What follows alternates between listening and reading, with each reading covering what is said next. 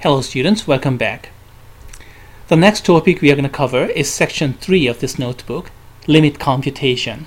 There's a bit of a problem though. Limit computation is basically an algebra, and in order to do some algebra we need some algebraic rules. That's what section 2 is all about, limit rules. However, section 2 by itself is a bit too deep, so we're going to separate it into two. First, we're going to go over section 2 as briefly as possible, just enough to be able to cover section 3, and then complete the rest. And at the very end of this module, we're going to come back and complete section 2. That's the plan. Here we go. The first rule is the trivial limit rule, and the first one is really trivial. Constant always stays constant. Constant is constant, k. What's the fuss about? Next, limit of x approaching to c of x is equal to c. What is it? If x goes to c, then x goes to c. That's what it is all about. Confused? Again, if x approaches to c, then x approaches to c. Always true, right? Clear. Next, the addition rule. The sum of limit is limit of the sum. If both limit exist, of course. If one or both limit doesn't exist, then everything is moot. For example, if this thing does not exist, then this whole equality is invalid because we have something that doesn't exist. Coefficient rule. You can multiply coefficient a either before or after. Again, the assumption is the limit must exist. If this doesn't exist, then nothing makes sense. Multiplication rule. Limit of product is product of the limit. We can separate them. Again, the underlying rule is the limits must exist. For example, if this limit does not exist, nothing makes sense. This whole equality is invalid. Division rule. The limit of quotient is quotient of the limits. And of course, all the limits must exist. But there's an additional rule here because we are dividing, the denominator should not be 0. So this limit, the limit of the denominator, this g of x, should not be 0. Composite rule. Let's see, if we have a continuous function, then you can put limit inside that continuous function. And this is a little bit tricky, but here are some examples. If you have some radical or square root or things like that, we can just pass limit inside because all those radical functions are continuous. How about exponential function or trigonometric functions and things like those? You can always put those in because they're all continuous. Just about everything you can think of is actually continuous, kind of like this. Log function, you can pass it in. Sine function, you can pass in. Cosine, you can pass it in. Everything. Pretty much everything you can think of is continuous, so you can just bring the limit inside. Inequality rule.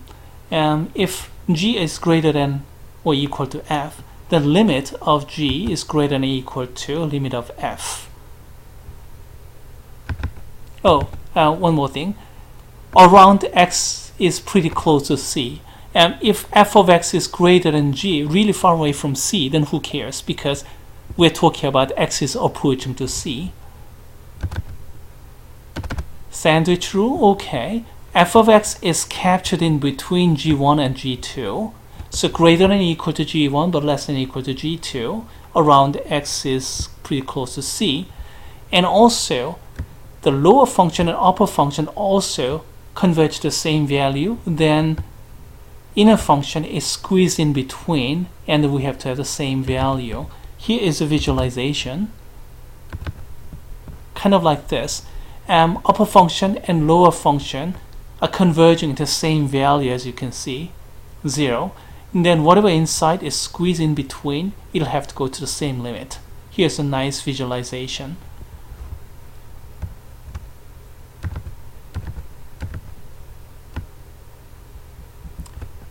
Couple more.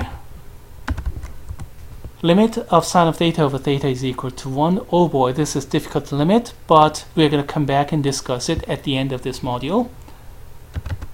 And This one is a little bit easier than the previous one, but still it goes deep, so we're going to come back and do this at the end of this week.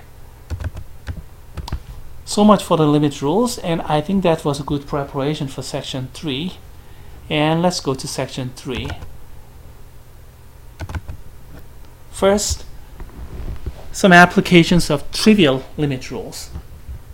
How do you calculate this kind of limit?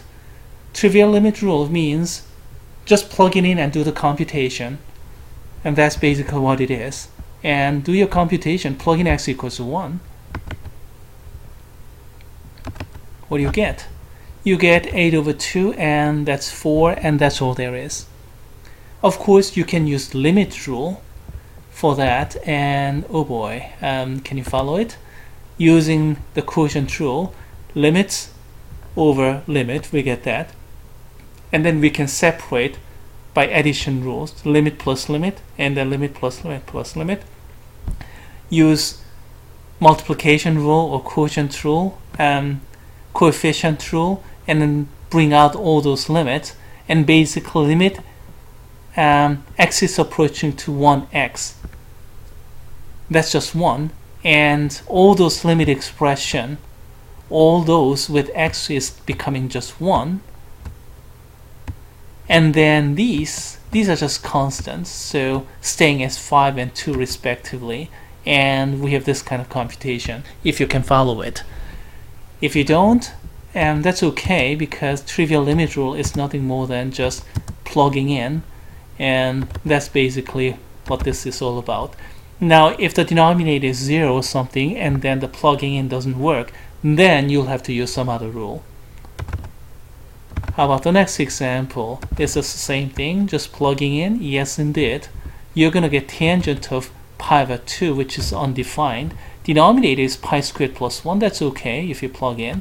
But the numerator, we have tangent of pi over 2. That's undefined, so you can't really do anything about it. You'll simply have to write undefined or doesn't exist and move on. But then again, these kind of trivial problems do not actually appear in real exam environment. I mean, I'm not that stupid. So I'm going to write a problem that are far more well designed, kind of like this. 0 over 0 type limit, or infinity over infinity type limits. And of course, there are some harder examples like infinity minus infinity type limits, but those are a bit harder. And in this video clip, I think we're going to do only 0 over 0 type limit. How do I know this is 0 over 0 type? Well, just apply the trivial limit rule and then plug in those values, and let's see what happens. And then plug in the value, then we get, let's say, this expression where x is equal to 2, so this times 2 squared, and then this is 2 squared, and then this is times 2, right?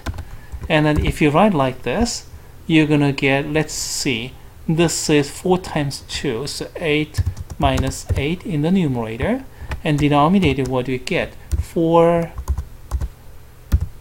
minus 6 plus 2, and you get 0 over 0. Does it make sense? No, it doesn't. So this whole computation here is meaningless. But it does tell you something. It means that this is 0 over 0 type limit, and you need to do some work, and that work is typically factor and simplify. Factor and simplify. So let's go ahead and do that. This is meaningless computation, so I'll just remove it. I don't need it. And let's factor and simplify. Let me factor the numerator. I can factor 2 out, and what's left is going to be x squared minus 4. But x squared minus 4, can you factor it? You get x plus 2, x minus 2. How about the denominator? I'm going to get x minus 1, x minus 2. Is that right? Negative 1 times negative 2 is positive 2. They add up to negative 3. Yes, this is correct computation. Does it help? Yes, it does, because once you have this factorization, you can simplify. You can simplify this x minus 2 away.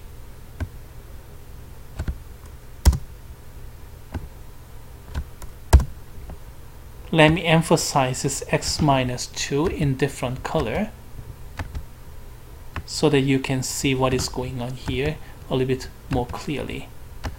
If you factor the numerator, you get that. Let me expand the font. If you factor the denominator, we get that, and then cancel these away. Does it help? Yes, because I don't have 0 over 0 anymore. Now I can plug in the numbers. 2 times 2 plus 2 is the numerator, and then denominator is 2 minus 1. And what is this quantity? 4 times 2, 8. That's gotta be the answer. Is that right? Let me open up and let's see. Here we go. Yes, that's right.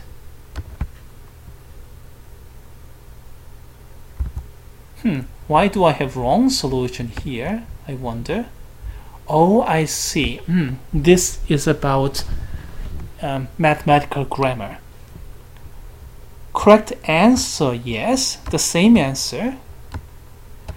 But here we have all those limit notation associated to all the x values, and when you plug in x equals to 2, finally the limit disappeared.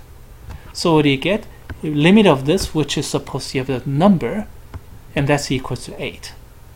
Now if you look at down here, we have all the correct computation, but the equality is valid. This one is invalid here. This expression is a function. It's an x expression. This one here is a number. They cannot be equal. This equality is bad. How do I avoid this kind of situation? Put all those limits associated to these, and that's the safest way to handle it.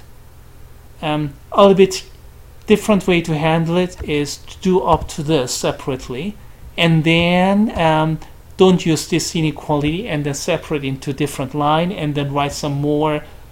Yes, you can do that if you know what you're doing, but that's really hard. So my suggestion is to keep these limit notations as long as x is present, then you're going to get perfect solution. Let's see, if you write like this, probably you're going to end up with 8 out of 10, I think. This is a little bit more severe than just sign mistakes, so 2 points off, 8 out of 10. Not too bad, but then again, if you keep missing extra points after scoring touchdown, in the end, because of that, you may lose the game. Enough time for another problem here. Okay, let's try that. Again, this is gonna be a 0 over 0 type limit. If you plug in 2/3 and then factor, believe me, you're gonna get if you plug in 2/3 and then do your computation, you're gonna get 0 over 0. I'm really running out of time, so sorry. Let me just go ahead. You can factor and then simplify.